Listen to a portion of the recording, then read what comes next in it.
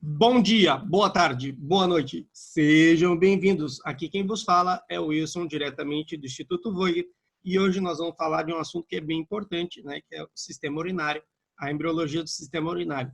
Basicamente, olha, eu recoletei as perguntas que mais saíram em todos os exames, tá?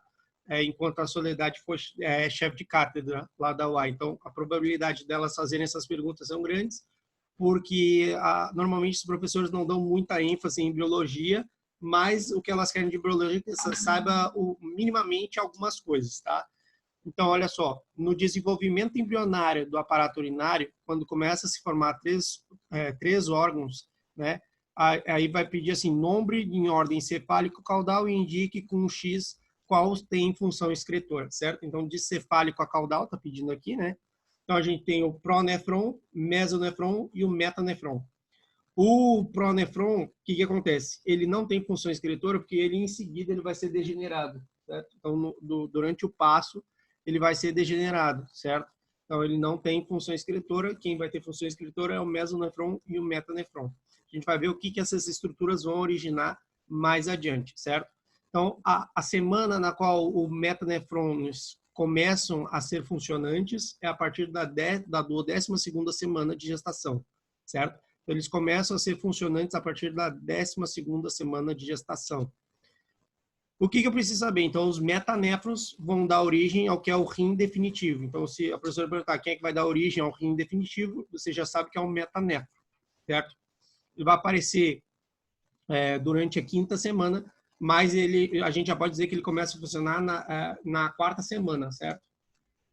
E o rim permanente... Precisa atender uma ligação para a aula. Não entendi. Eu preciso atender uma ligação. Eu vou para voltar. Não tem problema, não tem problema. Eu estou gravando a aula, depois você assiste ela tranquilo. Ok. A maioria dos slides que vocês vão ver ou tem na apostila ou não tem na apostila, tá? Porque eu andei caprichando um pouquinho mais na apostila de histologia, certo? Olha só, a professora... Isso aqui é uma pergunta... assim, vocês podem ver que é a mesma imagem que tem lá na apostila de anatomia, certo? E é a mesma coisa que você vai falar. Se a professora de histologia te perguntar a configuração interna que a gente vê em anatomia, a mesma configuração interna que a gente vê em histologia, certo? Então, mais uma vez, pegar meu lápis, certo? Isso aqui é uma coisa que as professoras batem bastante. Você saber que o rim, ele está dividido em corteza e médula, certo? A parte da médula é a parte onde a gente vai ver essas zonas piramidais em rojo escuro. Então, vou marcar aqui, ó, 1, 2, 3, 4, 5, 6, 7. Aqui, ó. Então, zonas piramidais em rojo escuro, triangulares ao corte. Essas aqui são as pirâmides de Malpighi. Essas aqui que eu estou marcando com a cor vermelha, certo? Que elas estão ao redor de 7 a 10 e elas vão se encontrar basicamente na médula. A corteza, o que a gente vai ter na corteza? Então, a corteza, a gente tem pirâmides de Malpighi, que elas vão penetrar as mesmas, né? Então, a gente tem as colunas de Bert, que a gente vai dividir em duas porções. Porção do labirinto do corpúsculo de Malpighi e as pirâmides de Ferrin, que estão na base do triângulo de Malpighi.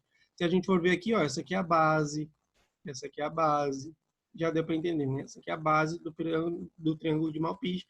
Então, a gente já sabe que as pirâmides de Ferrin estão aqui, ó. Certo? E o labirinto que tem o corpúsculo de Malpighi está aqui, ó. Certo? Bem simples assim, tá? O que acontece? O que a gente precisa saber? Que o formado por um parênquima que está rodeado por uma cápsula fibrosa, né? Então, o parênquima, que é a estrutura que está funcional do rim, ela está rodeada por uma cápsula fibrosa própria. Dentro do parênquima vai ter uma cavidade que ela vai se convergir no íleo renal, tá? Que a gente chama íleo renal, seno renal. O que acontece? Então, aqui é uma pergunta que o professor pode fazer fácil para você. Assim, tá, me fala o trajeto da urina. Então, você vai começar falando cálix menor. Ó, eu vou fazer todo o trajeto da urina em amarelo, né? Claro. Ó, então, a gente começa o cálix menor, cálix maior. Aí, a gente vai para a pelvis renal. Pelvis renal, uréter. Uréter, bexiga. Bexiga, uretra. Uretra, meato uretral externo. Então, vejam bem quantos passos eu tenho aqui. Então, eu tenho O primeiro passo aqui é a pelvis menor. Ó, o primeiro passo é a pelvis menor. Segundo passo a gente falou cálix menor, cálix maior. Aí depois eu tenho a pelvis renal. Depois da pelvis renal eu tenho o uréter. Aí depois do uréter eu tenho a bexiga. Depois da bexiga eu tenho a uretra. E depois da uretra eu tenho o meato uretral externo. Certo? Pronto. Então, esses são os 7 passos que eu tenho do transcorrido da formação da urina. Certo? Isso aqui eu nem estou falando. Eu podia fazer esse trajeto mais longo ainda. Mas eu estou fazendo ele baseado só no que a gente viu até agora. Se eu quisesse, a gente podia começar do glomérulo. Glomérulo. Então, bom, eu vou chegar lá, que daí não tem para que adiantar a carroça na frente dos bois, certo? Então, pronto. Agora, olha só, o que a gente tem? A composição do tubular do nefrão vai estar formada como? Tá? Então, aqui a gente vai ter o componente tubular do nefrão. Lembrando que aqui a unidade morfuncional do rim é o nefrão, certo? Nefrão, nefrona. E como é que ele vai estar? Então, olha só, eu tenho glomérulo renal. Isso lembra que a gente falou que o rim se trata de ultrafiltrado do sangue? Então, o ultrafiltrado do sangue vai acontecer aqui, ó, no nefrão. Então, eu tenho glomérulo, vai passar para onde? Túbulo contorneado proximal. Túbulo contorneado proximal vai chegar onde? Na asa de Henle, né? Asa de Henle delgada, asa de Henle grossa. Aí vai chegar o quê? Túbulo contorneado distal. O túbulo contorneado distal chega no túbulo colector, aí já começa todo o processo. Túbulo colector aí seria o quê? Seria cálix menor, cálix maior, pelvis renal, ureter, bexiga, uretra, meato uretral externo.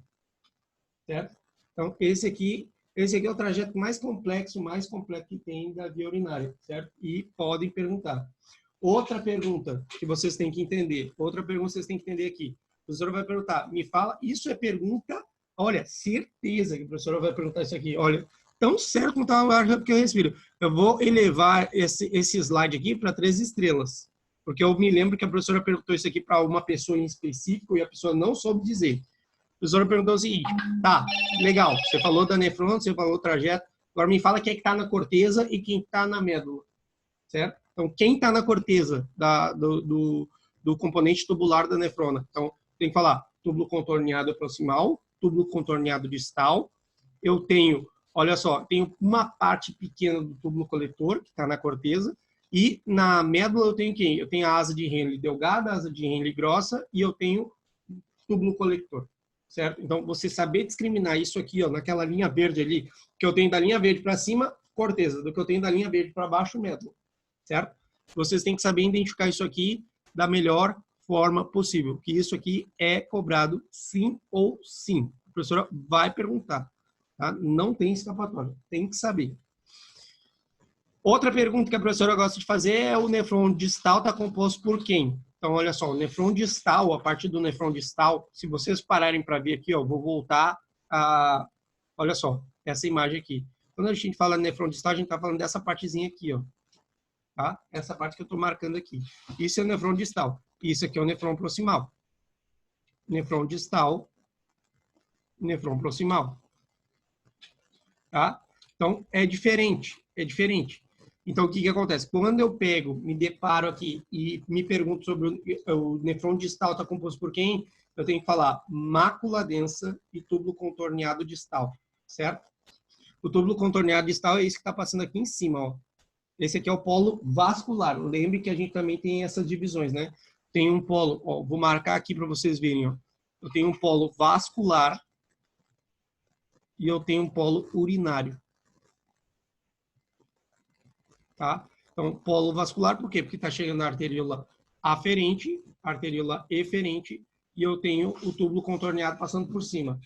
E a mácula densa, tá? Que faz parte essa estrutura aqui, a mácula densa, certo? Então, aqui a professora perguntou o seguinte, qual é o nefrão distal, está composto por quem? Mácula densa e túbulo contorneado distal, certo?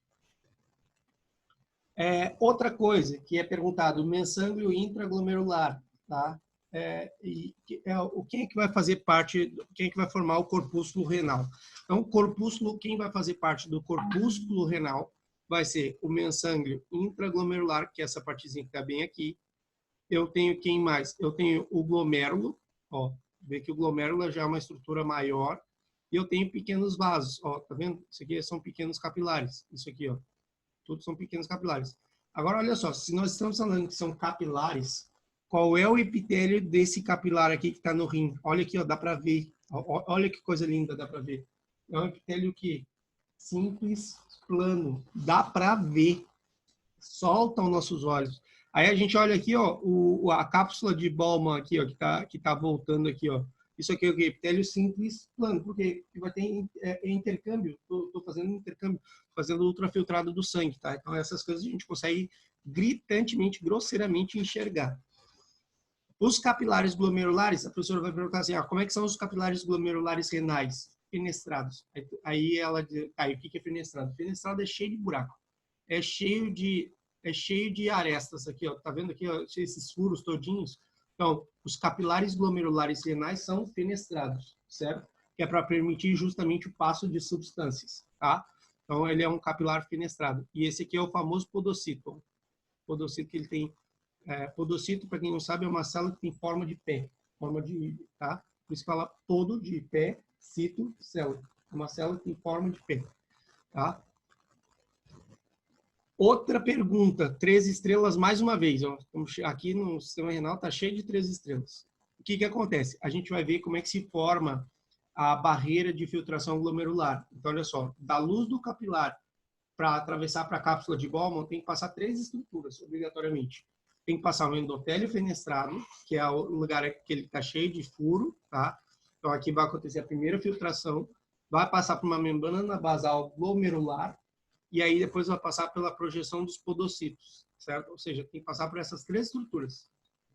Então, mais uma vez, endotélio fenestrado, ou seja, vai passar pelo endotélio fenestrado para chegar na membrana basal glomerular e chegar atravessando as projeções dos podocitos, certo?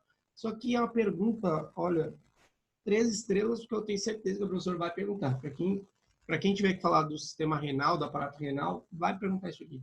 E como é que é a barreira de filtração glomerular? Você tem que falar, olha, da luz do capilar para a cápsula de Bowman, ele vai ter que passar pelo endotélio fenestrado, a membrana basal glomerular e as projeções dos podocitos. É assim, simples assim. Isso aqui tem que saber sim ou sim, tá? Agora, olha o seguinte, o que as professoras adoram fazer o inferno é para te perguntar como é que é o epitélio, que característica tem o epitélio de cada um desses segmentos, certo? Eu tive o trabalho, depois vocês vão ver lá que tem um quadro lá que peguei, tem todos os epitélios. É só ler, é só ler e aprender. Então, olha só, quando a gente fala do túbulo contorneado proximal, o que a gente sabe? Então, a gente sabe que ele vai conectar o corpúsculo renal no seu polo urinário. Né? Então, polo urinário, eu tenho o glomérulo, polo urinário, já sei que começa com um túbulo contorneado proximal. Então, ele vai estar revestido de quê? Olha só, de um epitélio cúbico simples. Se é um epitélio cúbico simples, onde está me dizendo que eu tenho abundante microville, é aqui, pessoal, onde a gente vai ter que, olha só, qual é que é a especialização que eu tenho no túbulo contorneado proximal, que são microvelocidades, que são que formações digitiformes, né? Ou seja, tem forma de dedo, que vão aumentar a superfície de absorção. O que eu tenho aqui? Eu tenho aqui borde em ribete desse picho, tá? Essa é a abundante microville que a gente tem. Então aqui, por quê? Porque ele vai tentar absorver ainda nutriente bastante aqui no túbulo contorneado proximal. E vai possuir abundantes mitocôndrias. Aqui o citoplasma vai ser acidófilo, tá? O citoplasma é acidófilo. E o túbulo contorneado proximal vai drenar para a asa de Henle, certo? A renina é uma hormona que ela é produzida onde? Ela é produzida nas células justaglomerulares. Essas células verdinhas aqui. Então, a renina, né, principalmente para quem já está fazendo, para quem está vendo fisiologia, vocês não podem errar isso aí. Não podem errar de jeito nenhum. Células justaglomerulares. Justa por quê? Porque elas estão pegadas, elas são grudadas em quem? No glomérulo. Tá? Então, células justaglomerulares. Qual é a posição dessas células justaglomerulares? Elas estão, estão circunvizinhas à arteríola aferente. Se eu olhar aqui, ó, isso aqui é a arteríola aferente. Né? porque ela está trazendo o sangue para cá. Então, aqui, ó, são as células justaglomerulares. São essas células justaglomerulares que elas são responsáveis por produzir a hormona renina, certo? Renina, que vai disparar o R-renina, angiotensina, aldosterona, certo? Pronto, então, muito importante, tá? Muito importante. Então, a renina vai ser produzida nas células justaglomerulares, que é uma estrutura do rim. A asa grossa de Henle, tá? Então, que tipo de epitélio apresenta a asa grossa de Henle? Então, a gente vai começar. A asa grossa de Henle vai ter o quê? O epitélio cúbico simples, tá? Então, o que que acontece? Aqui ela é o quê? Ela é a asa que é descendente, com plegues basais e laterais escassas, microvellosidades menos desenvolvidas. Então, aqui na asa grossa de Henle, a gente já tem escassa microvellosidade.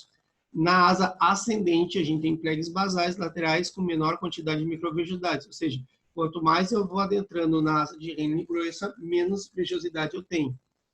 Aí começa a asa de Henle delgada. A asa de Henle delgada eu tenho epitélio plano simples. Olha só, presta atenção, plano simples. Tenho 4 tipos celulares, 1, 2, 3, 4. A nefrona da asa curta do tipo 1, a nefrona da asa larga do tipo 2, 3, 4. Isso aqui vocês não precisam saber, tá? Muito mais vocês têm que prestar atenção no tipo de epitélio. Então, a asa grossa é epitélio cúbico simples e a asa delgada é epitélio plano simples, tá? Saber que ela é muito menos permeável a soluto, ó. A asa ascendente é mais permeável à água e menos permeável a solutos, certo? E a rama descendente, ela é mais permeável a solutos e impermeável à água, certo? Tranquilo. Isso aqui sim. Isso aqui vocês têm que saber sim ou sim, tá?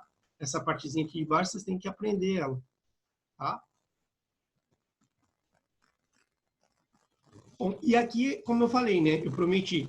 Aqui a gente vai ver dentro dos túbulos renais, das estruturas tubulares, cada epitélio, tá? Em específico. No túbulo contorneado proximal, tem um epitélio cúbico simples com sepichos, que é o bordinho primeiro de sepicho. Na asa de Henle, na descendente, na rama ascendente, a gente tem o epitélio plano, ou epitélio plano simples. Na asa de Henle, a rama ascendente grossa, a gente tem o epitélio cúbico simples, ou cilíndrico simples, que na verdade ele é cúbico e ele vai se fazendo cilíndrico, certo? Mais baixo. A maior parte do túbulo contorneado distal vai ser epitélio cúbico simples. E a última porção do túbulo contorneado distal até o túbulo colector é um epitélio cúbico simples, que está formado principalmente por células intercalares, tá? Então, isso aqui é o que, assim, das coisas que eu chamo a atenção aqui, não dá para ir para a prova sem saber esse slide aqui. Esse slide 3 estrelas, certo? Não tem. Vá para a prova sabendo isso aqui, porque ela vai te perguntar. Como é que é a epitélio do túbulo contorneado próximo? Pronto, aí diz, professor, epitélio cúbico simples, e aí que tem o bordem entre o sepicho, que tem as microvellosidades, aí você já bestalha. E, professor, e microvellosidades são o quê? Prolongações de forma, em forma de dedo, que elas servem para aumentar a superfície de absorção. Pronto. Então, isso aí é uma coisa que vai adicionar a favor da tua prova, certo?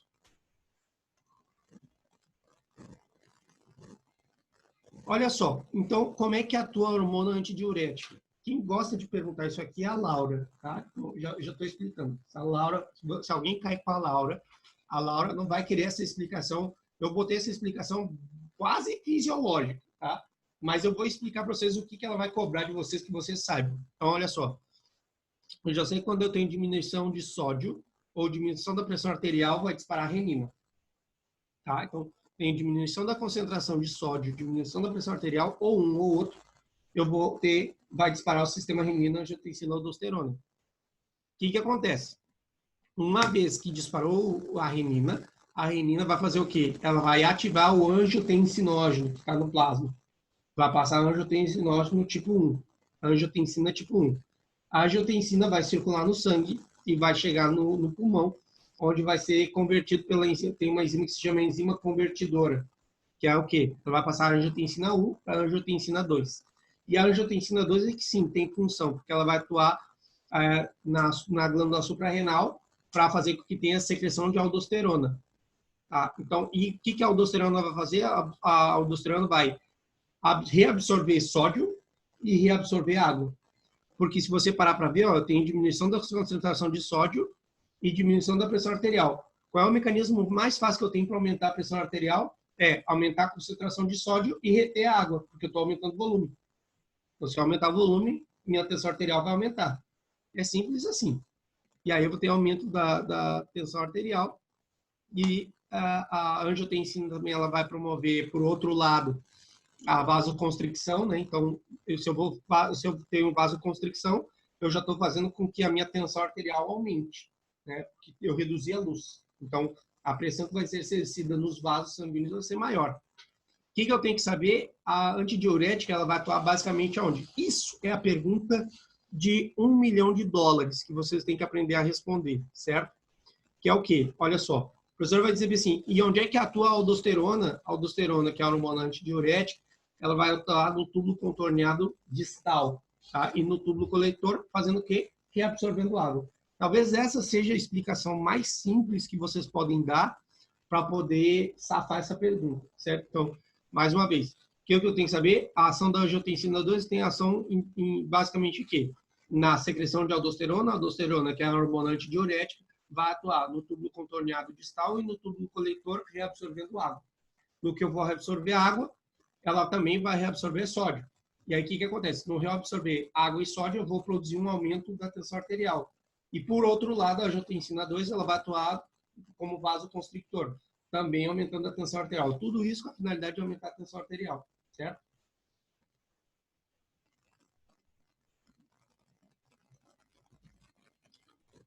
Qual é o epitélio da bexiga, certo? O epitélio da bexiga é o epitélio de transição, certo? Então, o que acontece? Olha só, você vê aqui que a bexiga está relaxada aqui e a bexiga está distendida aqui. Está relaxada, distendida. Relaxada, distendida. Então, a bexiga é um músculo liso, tá? Importante se dizer isso. Então, o epitélio da bexiga é de transição e o músculo da bexiga é músculo liso, certo? Pronto. Olha só para complementar, não, eu vou fechar aqui e daí depois eu coloco